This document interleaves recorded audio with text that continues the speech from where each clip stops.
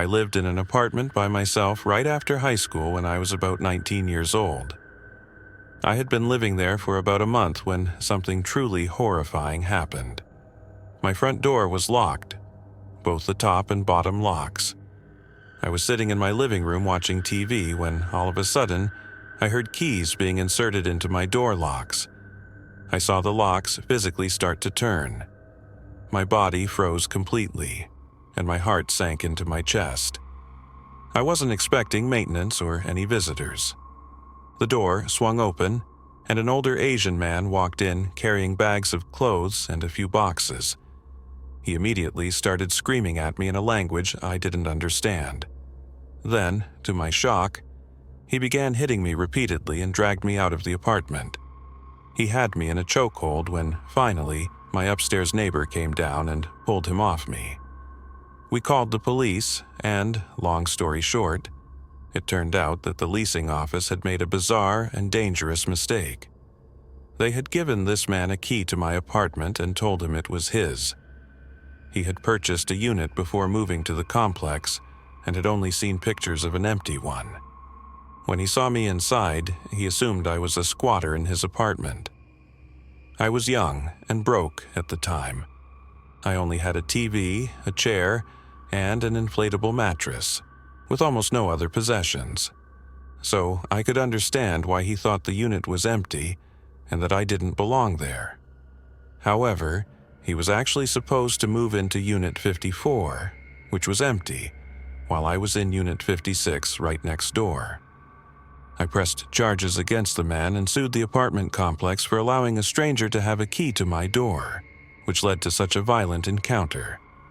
He did not end up moving in next door after the incident. As for me, I stayed in the apartment for an entire year rent-free as part of the settlement. That allowed me to save money and buy everything I needed to set myself up as an adult. I also bought a pistol shortly after the incident for my own protection.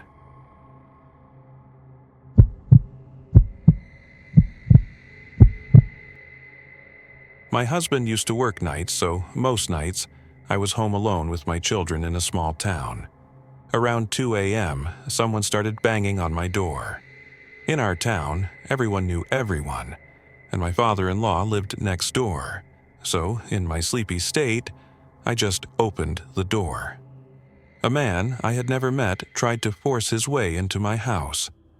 I managed to block him by holding the door partially closed. I immediately noticed he had blood running down his face, and for a moment, our eyes were inches apart. It was terrifying. After a struggle, I got the door shut, but he started yelling at me. He claimed he needed to use my phone because someone had hit him. I shouted through the door that I would call 911, but that he had to stay outside.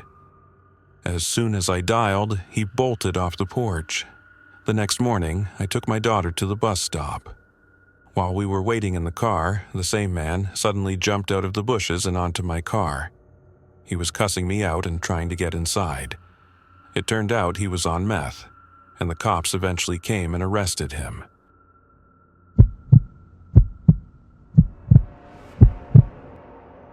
I was almost 15 when it happened. My mom never liked the vanilla-scented candles I would buy, so I would light them when she wasn't home. I'd done it many times before, but this day was different. To this day, I still don't know how it happened. I went into the next room for no more than a minute, and when I came back, the curtain was on fire. I froze. I can't say how long I just stood there staring. Eventually, I snapped out of it and called 911.